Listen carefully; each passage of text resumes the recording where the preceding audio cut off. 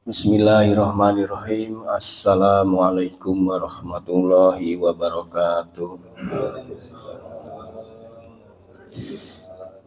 Innal hamdalillah nahmaduhu wa nasta'inuhu wa nastaghfiruh wa na'udzu billahi min shururi anfusina wa min sayyiati a'malina. May yahdihillahu fala mudhillalah wa may yudlil fala hadiyalah. Asyhadu an la ilaha illallah wahdahu la syarikalah wa asyhadu anna Muhammadan abduhu wa rasuluhu la nabiyya ba'dah. Allahumma sholli wa sallim wa barik ala Muhammad wa ala alihi wa sahbihi ajmain, amma ba'du.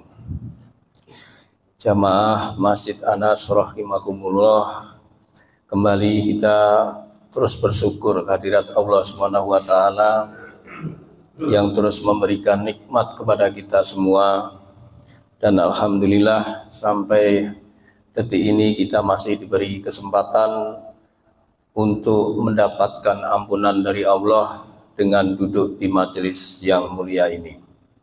Sholawat dan salam semoga tercurah kepada junjungan kita Nabi Muhammad Sallallahu Alaihi Wasallam.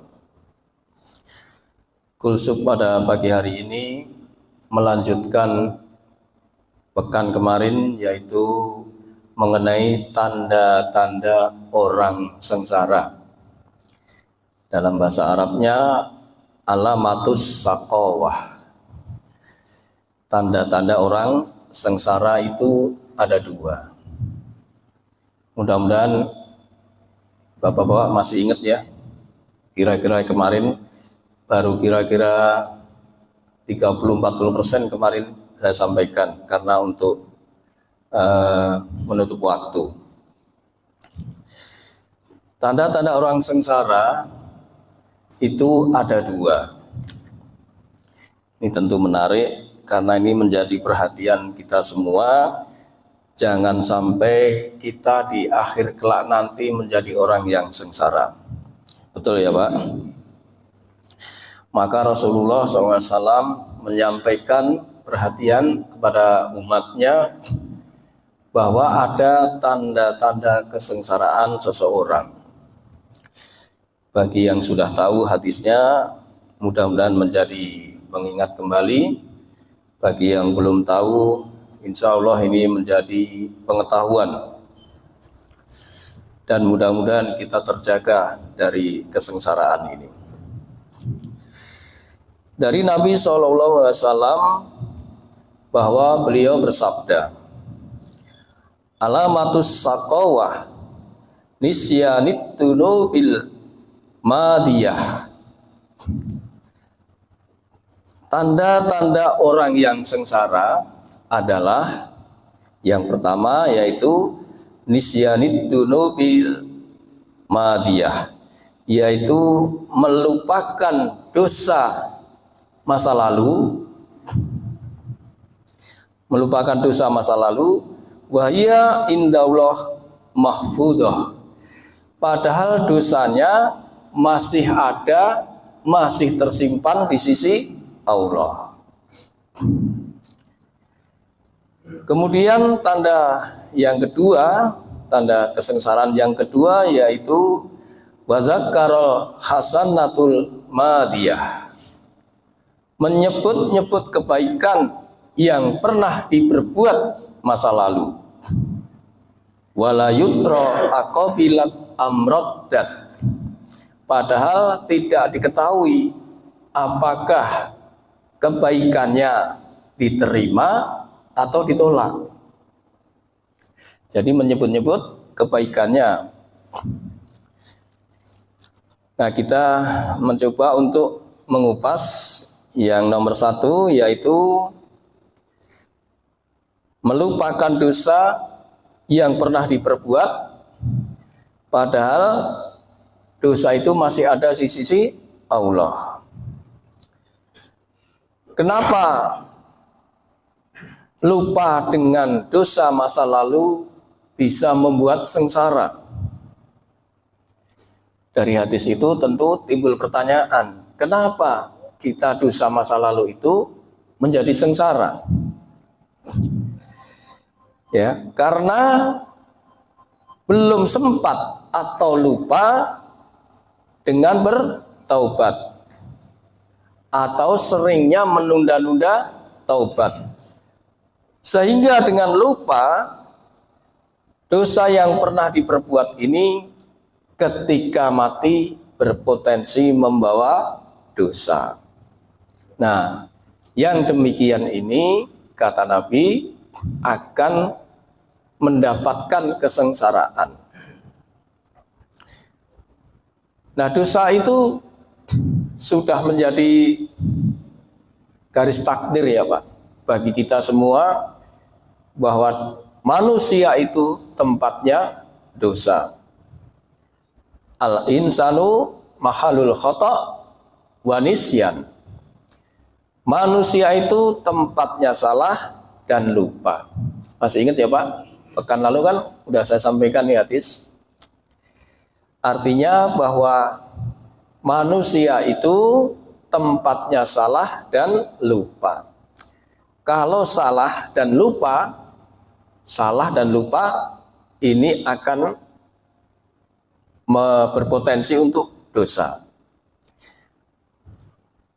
Nah, karena kita sudah dinas menjadi tempatnya salah dan lupa, tetapi Allah juga memberikan jalan keluar, yaitu dengan apa Pak? Bertaubat. Jadi walaupun kita sudah dinas menjadi tempatnya orang dosa, tempatnya salah dan lupa, tapi Allah juga memberikan jalan keluar untuk bertobat. Kullu bani adama khata'un wa khairal khata'u at-tawabun. Setiap anak Adam pasti berbuat salah, pasti berbuat dosa. Dan sebaik-baik orang yang berbuat salah atau dosa adalah bertaubat. Hadis riwayat Tirmizi. Tapi perlu diketahui dulu, apa sih definisinya dosa?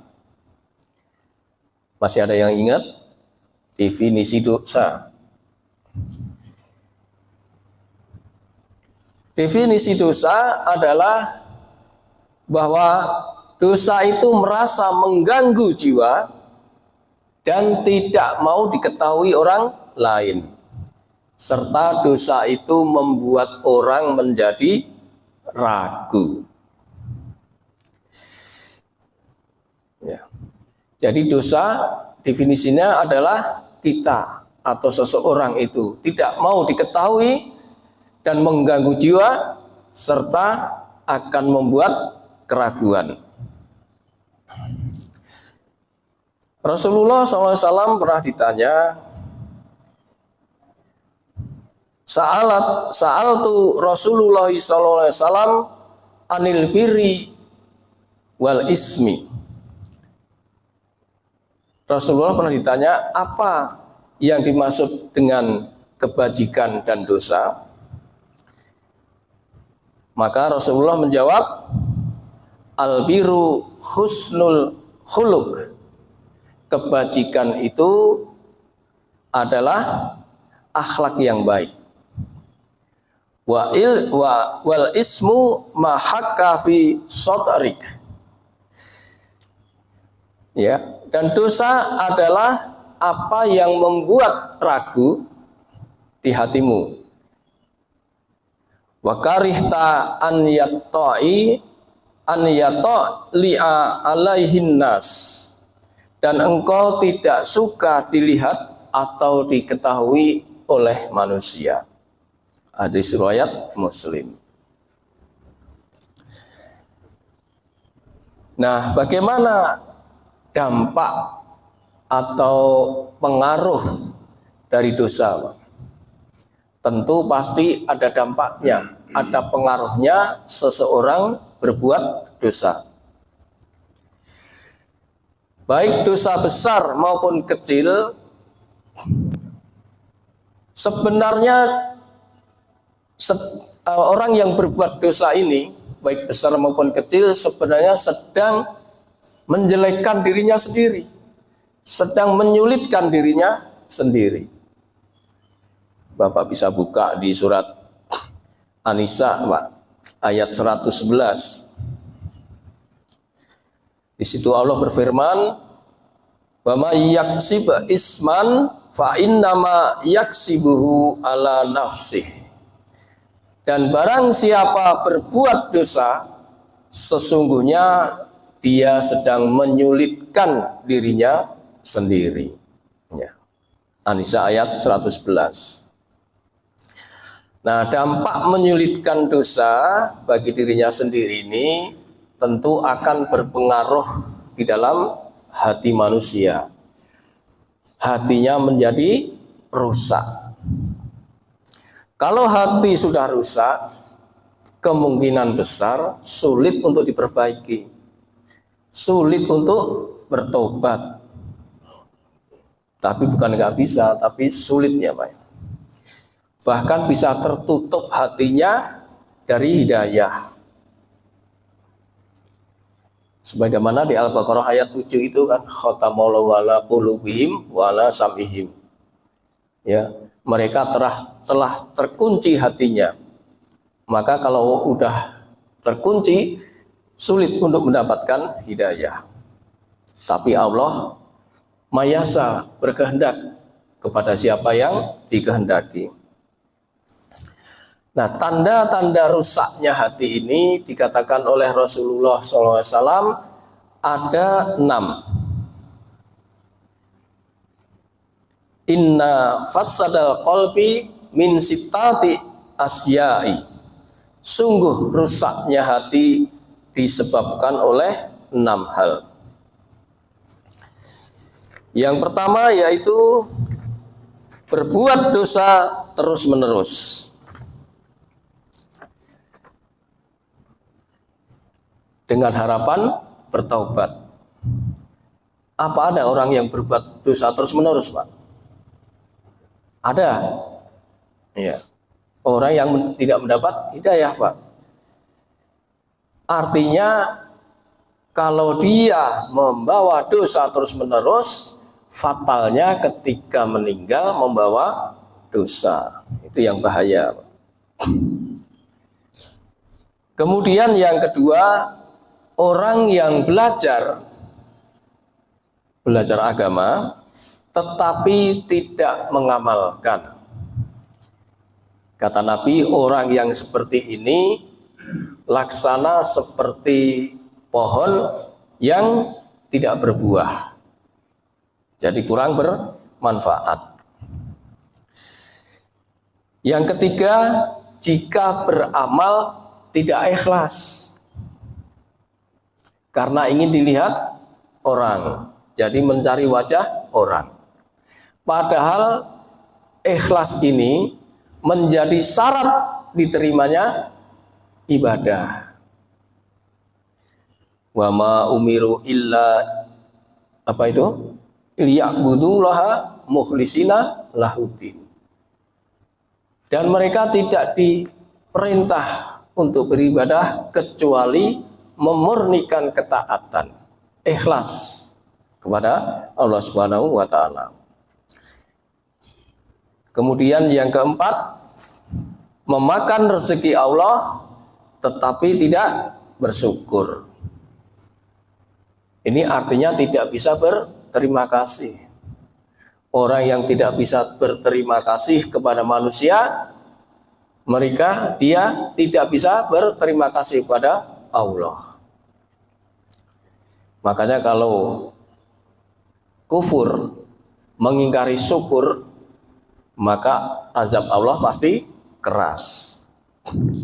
Tapi kalau bersyukur akan ditambah nikmatnya.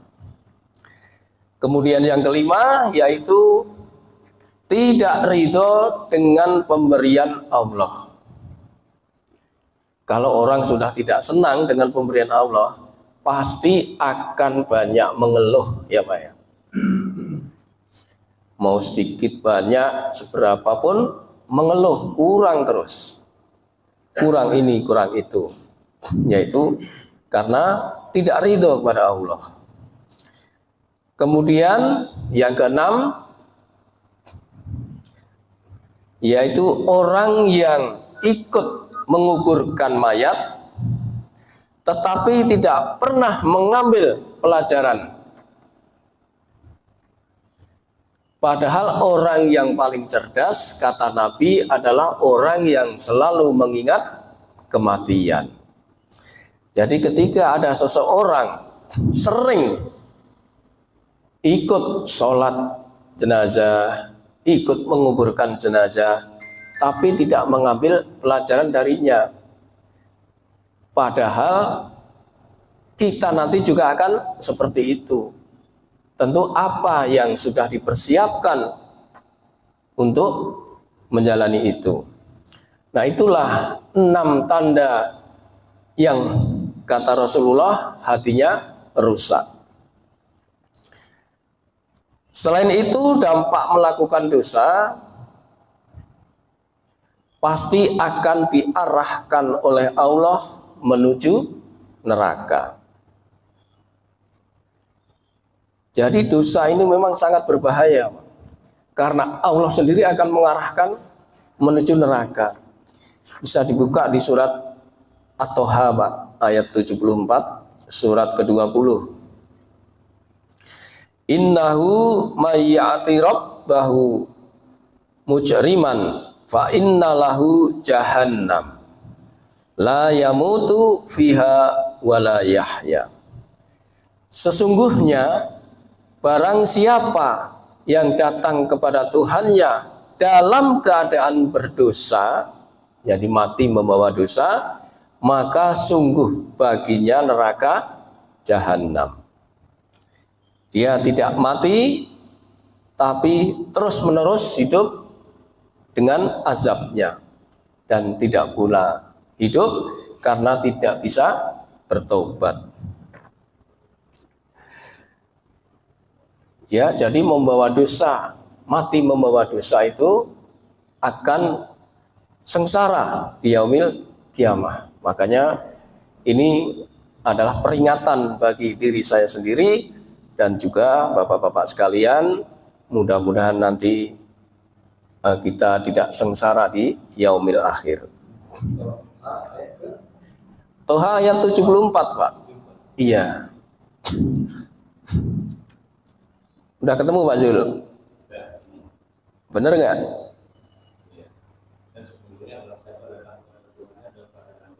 Iya. Iya.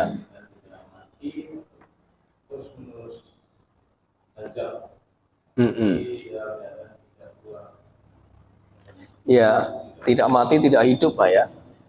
Hidupnya disiksa, matinya tidak bisa bertobat. Gitu. Dukungan ayatnya dari Al-Baqarah 81, Pak Yul. Balaman kasaba sayyi'atan wa ahatat bihi khati'atuhu faulaika ashabun nar hum fiha khalidun. Al-Baqarah 281. Barang siapa yang berbuat keburukan dan dosanya telah menenggelamkannya, yaitu dosa membawa mati itu, Pak. Dosanya dibawa mati, maka mereka itu penghuni hum fiha khalidun, mereka kekal di dalamnya. Ya, itulah. Maka kita berhati-hati sekali dalam mengaruhi kehidupan ini. Jangan sampai kita berusaha, Pak ya. Kita banyak berdoa, berusaha, jangan sampai mati membawa dosa. Sebab manusia itu pada dasarnya ingkar, Pak. Baik ingkar syukur, ingkar nikmat, dan enggan untuk beribadah, malas. Itu pada dasarnya itu, Pak. Karena ini sudah dinas sama Allah. Innal insana li rabbihi lakanut. Sungguh manusia itu sangat ingkar, tidak bersyukur. Nah, coba kalau kita nggak belajar agama, nggak mengerti, gimana mau bersyukur? Pasti nggak bisa, Pak. Makanya diperlukan terus kita mengupdate diri kita sendiri untuk menambah pengetahuan kita. Jadi tentu harus belajar agama. Wa innahu ala dzalika lasahid. Dan sesungguhnya manusia itu menyaksikan keingkarannya sendiri, mengakui keingkarannya. Ya. Jadi memang ya harus kita hindari sebaik mungkin, sebisa mungkin kita hindari, Pak.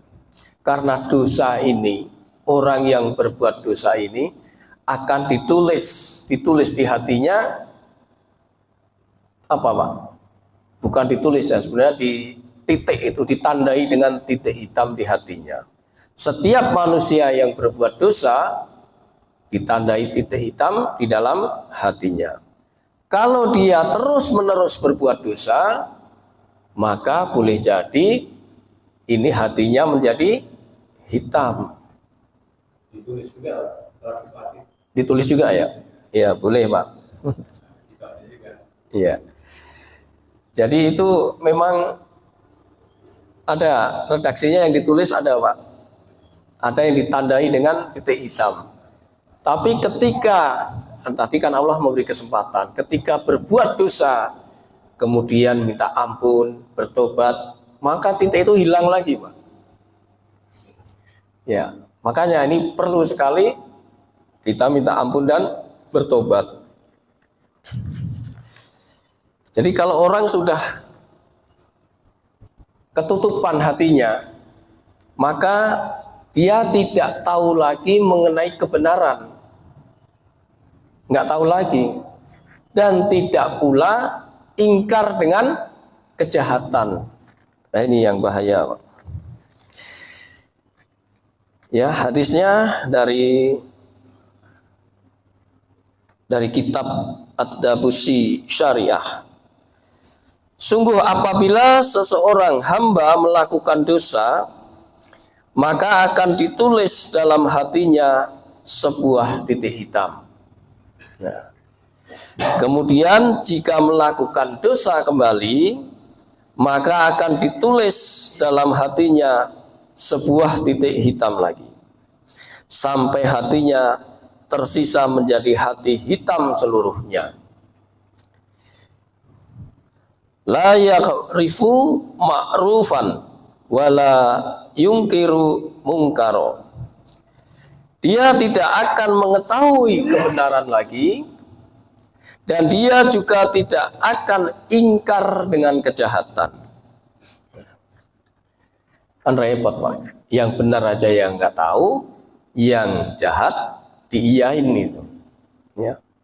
Gimana mau dapat petunjuk seperti ini, Pak? Nah, karena kebanyakan bisa terjadi karena hal ini, kadang-kadang orang itu menyepelekan gitu, Pak. Meringan-ringankan dosanya. Entah sekarang berbuat dosa, kita ntar bertobat gitu ya. Allah Maha Pengampun gitu ya. Kan kadang-kadang gitu, Pak ya. Ini yang bahaya, Pak.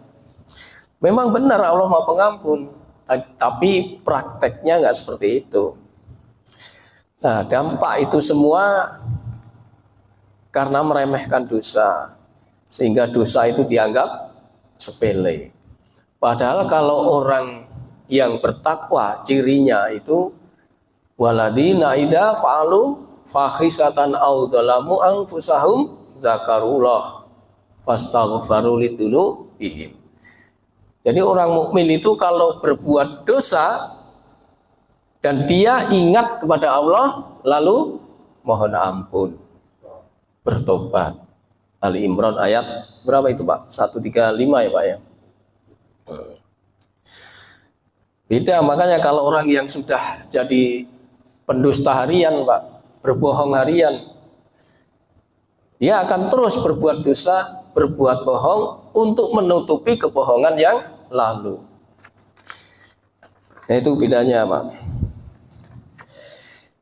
Dari Abdullah bin Mas'ud dari Rasulullah SAW, beliau bersabda, sesungguhnya seorang muslim itu ketika melihat dosa-dosanya seolah dirinya sedang berada di pinggir gunung, di tepi jurang. Dan dia takut gunung itu menimpa dirinya. Redaksi lain kan di tepi jurang, takut dia jatuh ke dalam, terperosok ke dalam jurang. Wa innal fajira yarau dulu bahu kadubabi waqa'a ala anfih. Sedangkan seorang pendosa melihat dosa-dosanya, setelah dia melihat seperti ia melihat lalat di hidungnya. Maksudnya apa ini? Kalau tadi orang muslim, orang mukmin, kalau dia berdosa itu takut karena dia seolah-olah berada di pinggir gunung atau di tepi jurang. Takut kalau gunungnya longsor, takut kalau terperosok dalam jurang. Tetapi seorang yang pendusta ini kalau melihat dosanya, tahu dia dosa-dosanya, seolah-olah hanya seperti lalat yang nemplok di hidungnya. Cuma digini doang, Pak. Kan gitu kan? Artinya apa nih, Pak? Menyepelekan, Pak, meremehkan dosanya. Nah, gini aja, Pak. Cuman gitu doang, tidak mau bertobat. Ya. Itulah dosa-dosa yang perlu kita hindari sekecil apapun. Dan seandainya kita terperangkap dalam dosa, maka Allah sudah memberikan jalan keluar, yaitu untuk minta ampun dan bertobat. Gampang bagi Allah. Jangan khawatir, Pak. Kita manusia memang sudah dinas menjadi orang yang tempatnya dosa dan salah. Lalu bagaimana sikap Allah terhadap pendusta? Jadi Allah itu punya sikap kepada hamba-hambanya yang sering dusta. Pertama, sikap Allah adalah Maha Pengampun. Jadi masih diberi kesempatan orang yang pendusta itu untuk mohon ampun. Allah Maha luas ampunannya. Itu yang pertama. Yang kedua, Allah Maha memaafkan, Maha pemaaf. Apa bedanya mengampuni dan memaafkan ini, Pak? Kira-kira apa, Pak? Ada yang tahu? Mengampuni dan memaafkan. Googling aja, Pak. Iya. Secara umum memang hampir sama, Pak. Memaafkan, mengampuni hampir sama. Orang yang mengampuni biasanya orang yang sedang berkuasa, Pak. Mutlak berkuasa itu bisa mengampuni. Ya. Atau orang yang sedang di atas, orang yang sedang memimpin, orang yang sedang berkuasa. Nah, tapi kalau memaafkan itu tidak terkait dengan membalas, balas-membalas itu. Ini biasanya kalau memaafkan itu orangnya disebabkan karena berbuat salah atau ada kesalahan. Jadi kalau salah kita maafkan gitu ya, Pak ya. Tapi kalau mohon ampun itu apa ya istilahnya itu? Mohon ampun itu lupa, Pak. Sengaja. Nah, itu orang yang seperti itu kan dosa. Ini dalam tatanan Islam ya, Pak ya. Disengaja lupa, tidak mau melakukan, terus tidak mau taat. Nah, ketika orang kembali itu diampuni, bukan dimaafkan, tapi diampuni. Itulah sikap Allah, Maha Pengampun dan Pemaaf. Jadi kita nggak usah pesimis, Pak ya. Karena ampunan Allah itu sangat luas. Bahkan dikatakan dalam sebuah hadis, ampunan Allah itu mendahului rahmatnya. Walaupun dosa sebesar apapun, kalau kita minta ampun dan bertobat dengan catatan tidak syirik, maka pasti Allah akan ampuni. Ini janji Allah. Kita bacakan hadisnya, agak panjang ini. Dari Anas bin Malik, dia berkata, aku mendengar Rasulullah SAW bersabda, Allah tabaraka wa ta'ala berfirman. Berarti ini riwayat dalam hadis qudsi, Pak. Wahai anak Adam, tidaklah engkau berdoa kepadaku dan berharap kepadaku, melainkan akan aku ampuni dosa-dosa yang ada padamu. Dan aku tidak peduli, kata Allah. Wahai anak Adam, seandainya dosa-dosamu telah mencapai setinggi langit, kemudian engkau meminta ampun kepadaku, niscaya aku akan mengampunimu. Nah ini, maka jangan pesimis, Pak. Dan aku tidak peduli, kata Allah, seberapa banyak, seberapa besar dosamu. Wahai anak Adam, seandainya engkau datang kepadaku dengan membawa kesalahan sepenuh bumi, kemudian engkau menemuiku dengan tidak mempersekutukan sesuatu kepadaku, niscaya aku akan datang kepadamu dengan ampunan sepenuh bumi. Jadi ampunan Allah lebih banyak. Kalau misalnya, Pak, penduduk bumi ini sekitar berapa, Pak, kira-kira? 7 miliar, Pak, ya? 8 miliar itu. Nah, kalau setiap orang itu membawa satu dosa, berarti ada dosa sekitar 7 atau 8 miliar, Pak. Nah, Allah punya lebih dari itu, Pak, untuk mengampuni itu. Nggak bakal defisit. Pasti Allah ampuni. Dan antiknya nih, Allah tidak peduli siapa kamu, ya, seberapa dosa kamu, seberapa banyak dosa kamu, Allah nggak peduli. Yang penting kamu minta ampun, kamu bertobat dan tidak syirik. Itu aja, Pak. Sebab kalau orang di dunia ini menjadi orang yang beriman semuanya, taat kepada Allah semuanya, ini antik, Pak. Maka justru sama Allah akan diganti dengan makhluk yang lain. Jadi artinya bahwa orang di dunia ini memang, ya apa? Memang tempatnya dosa, Pak. Dan ini saya juga kadang-kadang bingung ini, kok aneh ya hadis ini ya. Kita disuruh taat, disuruh beriman. Tapi kalau semua manusia ini taat dan beriman, justru akan digantikan oleh makhluk yang lain, umat yang lain gitu. Kita bacakan hadis nomor 6. Dari Abu Hurairah radhiyallahu anhu, dia berkata, Rasulullah SAW bersabda, demi zat yang jiwaku di tangannya, seandainya kamu sekalian tidak berbuat dosa sama sekali, artinya baik semuanya, niscaya Allah akan memusnahkan kalian. Gimana nih, Pak?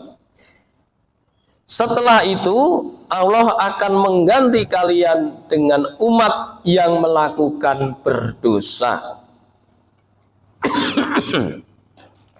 Kemudian mereka akan memohon ampunan kepada Allah, dan Allah pun pasti akan mengampuni mereka. Hadis riwayat Muslim. Ya, jadi kita berbuat dosa nggak apa-apa, Pak. Tapi ingat, terus bertobat, harus terus minta ampun. Jangan ditunda-tunda, jangan lupa, karena dampak dari menunda itu bisa lupa. Kalau lupa menunda-nunda, bisa berakibat sengsara, Pak. Tapi ini dosa dengan Allah ya Pak, bukan dengan sesama manusia. Dosa dengan Allah.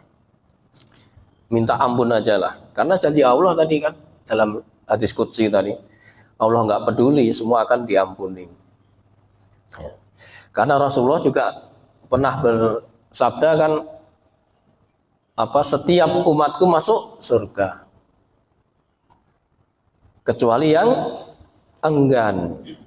Nah, makanya Allah dan Rasulnya ini menuntun hambanya supaya terbebas dari dosa. Nah, supaya terbebas dari dosa ini juga ada beberapa step. Yang pertama yaitu menjauhi dosa.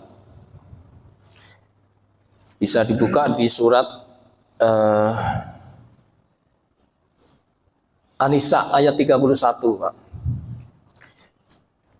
Kita diperintah untuk menjauhi dosa. Tapi kalau tercebur dosa, ya kita harus mohon ampun dan bertobat. Sudah ketemu Pak Zul? 31 Pak. An-Nisa 31. Insattanibu kabairoma tunhauna anhu nukaffir ankum sayiatikum wa nudkhilkum mudkhalan karima. Jika kamu menjauhi dosa-dosa besar di antara dosa-dosa yang dilarang mengerjakannya, niscaya kami hapus kesalahan-kesalahanmu dan kami akan masukkan ke dalam tempat yang mulia, yaitu surga. Ya, Pak. Jadi diperintah untuk menjauhi dosa, Pak. Karena kalau kita menjauhi dosa, janji Allah adalah akan memasukkan ke dalam surga, menghapus kesalahan-kesalahan. Menjauhi ini misalnya apa, Pak? Menjauhi dosa ini. Misalnya gini, Pak. Kita kiaskan misalnya di rumah Bapak ada ular berbisa yang dekat dengan Bapak. Maka Bapak akan diam saja atau menjauhi? Pasti menjauhi, Pak. Karena takut digigit. Dosa juga begitu, Pak. Kalau kita diam saja dengan dosa itu, maka dosa itu akan menenggelamkan. Maka harus dijauhi. Nah, kalau udah begitu, Allah akan menghapus dosa dan memasukkan ke dalam surga. Ya. Rasulullah mencontohkan untuk menjauhkan dosa. Kita bacakan hadisnya dari Urwah, dari Aisyah radhiyallahu anha, bahwa dia berkata, tidaklah Rasulullah SAW merasa bingung terhadap dua pilihan, melainkan beliau akan memilih perkara yang lebih mudah. Kemudian, jika perkara itu mengandung dosa, maka beliau adalah orang yang paling menjauhkan diri dari dosanya. Jadi kalau kita dihadapkan pada suatu perkara, maka sebaik mungkin kita menjauhi yang di dalamnya ada perkara yang berdosa. Nah, itu untuk menjauhi dosa. Ya, kemudian yang kedua, tadi menjauhi, sekarang meninggalkan dosa, Pak. Ini juga diperintah oleh Allah meninggalkan dosa. Beda ya Pak, dosa dan meninggalkan dan menjauhi. Kalau menjauhi, kemungkinan akan balik lagi. Tapi kalau meninggalkan, udah, pasti tidak balik lagi. Ya.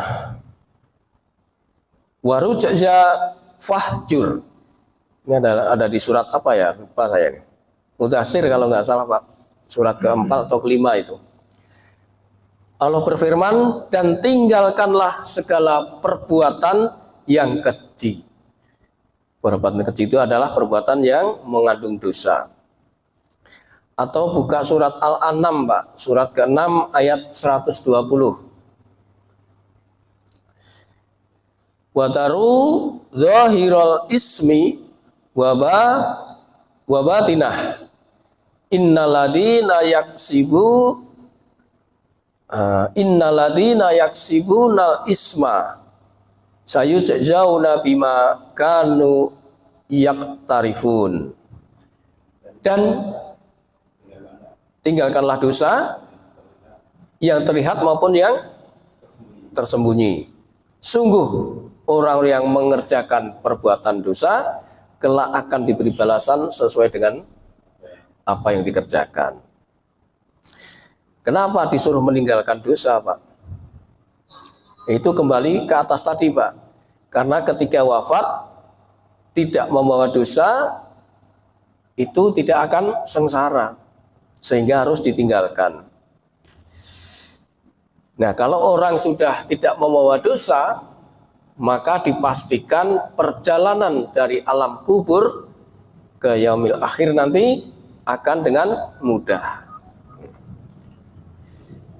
Kemudian sikap Allah apa tadi? Yang ketiga yaitu istighfar dan bertaubat. Nah, ini Allah dan Rasulnya kepada hambanya menuntun untuk istighfar dan bertaubat. Ini ada kisah, dulu ada sahabat Nabi, kakak beradik, yang kakaknya ikut perang. Kakaknya ini udah menikah, Pak. Maka dia nitip kepada adiknya, tolong jagain istri saya. Endingnya apa, Pak? Ya, berarti ini iparnya, Pak ya. Kata Nabi, ipar itu maut. Alhamdulillah maut, ipar itu maut. Terjadilah perselingkuhan. Wah, Pak Chandra kalau udah begitu kayaknya connect. Iya. Ini kan berat, Pak. Ditinggal perang, istrinya selingkuh dengan adiknya. Gimana itu, Pak? Nah, seorang muslim itu ketika mengetahui pula ini, adiknya itu sangat menyesali. Dia pergi ke suatu tanah lapang, dia bersujud terus-menerus menyesali perbuatannya. Maka ketika kelompok ini yang perang tadi di antara kakaknya itu menemui adiknya, engkau sedang apa?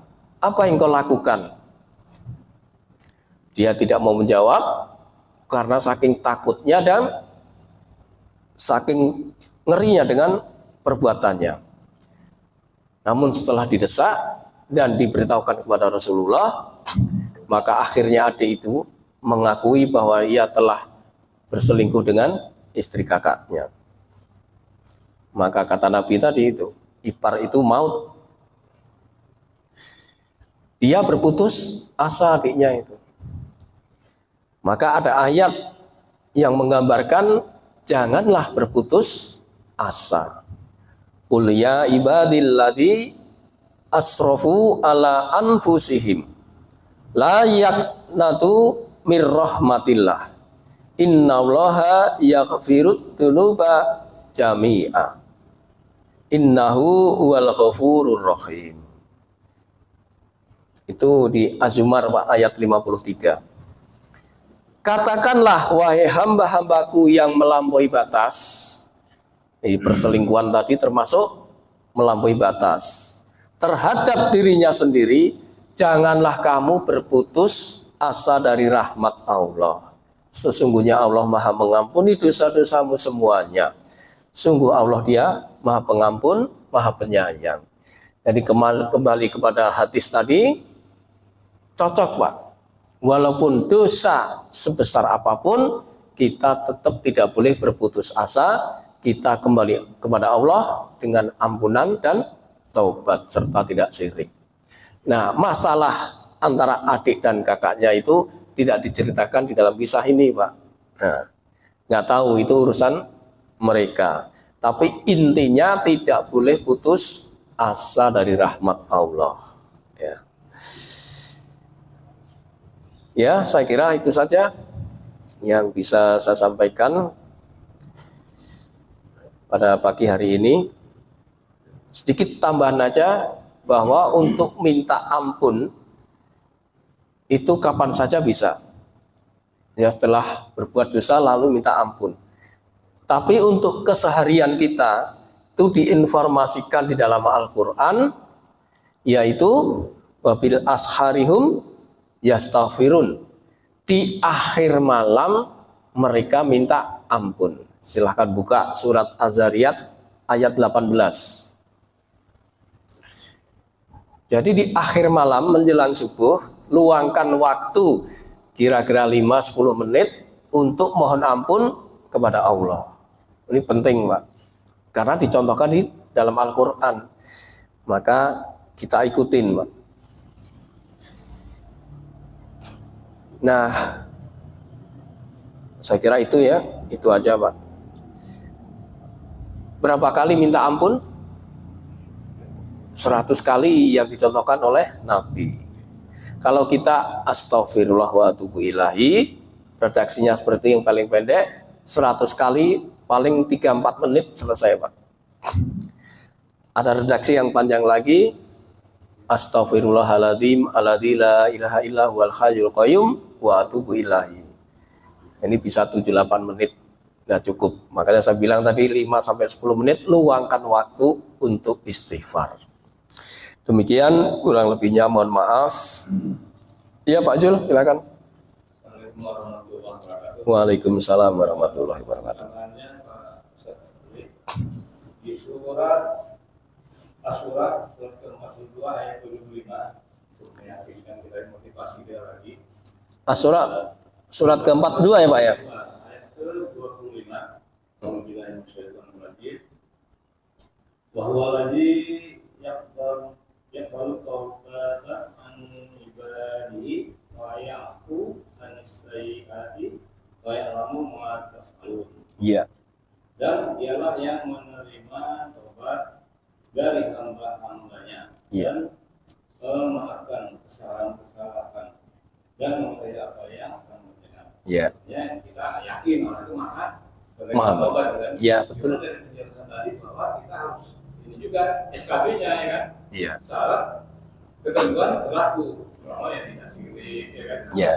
Nah, tetap aja kita ini kan jaga gitu kan? Iya. Jadi kita yakin apa Tuhan menerima taubat, kesalahan kita dimaafkan. Ya, syarat dan ketentuan berlaku tidak sirik dan musyrik Iya. dan dosa tidak pada orang lain. Gitu ya. Tinggal aja saudara. Iya. Waalaikumsalam warahmatullahi wabarakatuh. Untuk taubat sih nggak susah Pak untuk bertobat. Tapi untuk tidak berbuat syirik ini harus perlu ilmu Pak. Makanya salah satunya di kajian ini barangkali nanti akan disampaikan mengenai syirik. Nah, ini sangat penting sekali. Sebab syirik ini kadang-kadang kita nggak sadar bisa berbuat syirik juga Pak. Ya, baik syirik kecil maupun syirik besar. Itu yang kadang-kadang kita nggak sadar. Nah, kalau kita dosa atau mati membawa syirik, nah, tentu tidak ada ampunan.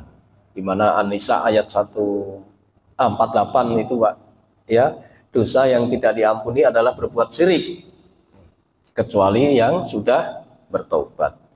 Terima kasih Pak Zul atas tambahannya. Bapak ada yang lain Bapak? Iya Pak Tatang. Kegiatan yang syirik ini harus aku banyak sekali. Betul Pak. Contoh kita laki-laki lupa ini handphone tinggal di rumah. Iya. Ini Iya betul Pak. ini handphone. Kedua, handphone juga tulus. Pergi kita dapat tinggal. Ini sering-sering kecil. Iya. Kalau Pak ya. Kalau ya. So yang mungkin itu terus yang berkaitan tadi masalah kita jangan takut saya di berkaitan sekarang ini banyak ya fenomena itu terjadi seperti orang suka bunuh diri Iya iya. fenomena itu banyak sekarang orang Putus asa ya Pak ya. Putus asa ya. Iya. akhirnya banyak yang bunuh diri tapi zaman dulu belum ada yang namanya bunuh diri kalau ya karena maka disebutkan itu sekarang ini banyak sekali bunuh diri. Mm-mm. Malu bunuh diri, terus punya utang bunuh diri, pusing kepala dengan keluarga, anak istri bunuh diri. Itu terjadi tuh. Iya.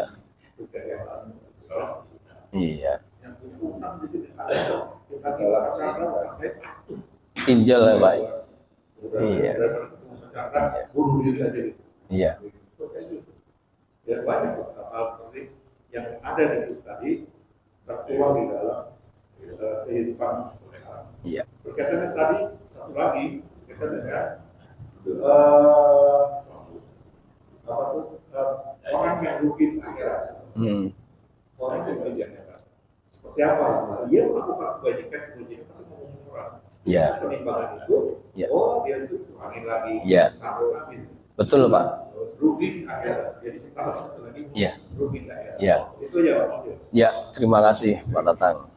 Untuk rugi di akhirat itu ada hadisnya mengenai hadis bangkrut Pak. Ya. Orang yang datang kepada Allah dengan membawa sholatnya, dengan membawa pahala puasanya, tapi dia masih berbuat zalim kepada manusia.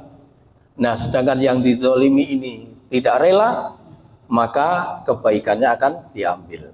Kalau kebaikan orang itu sudah habis, maka keburukan yang dizalimi itu akan diambil. Ini namanya hadis bangkrut. Nah, itu jangan sampai kita begitu Pak. Makanya selama kita masih diberi kesempatan itu, ketika kita masih ada masalah dengan sesama manusia, tolong diselesaikan. Supaya nanti enak Pak, perjalanan itu enak. Ya, saling memaafkan, melapangkan hati, melapangkan dada kita untuk saling memaafkan. Saya kira itu aja ya. Udah Pak, kita akhiri dengan membaca kafaratul majlis. Subhanakallahumma wa bihamdika asyhadu an la ilaha illa anta astaghfiruka wa atubu ilaik. Billahi taufik wal hidayah. Wassalamualaikum warahmatullahi wabarakatuh.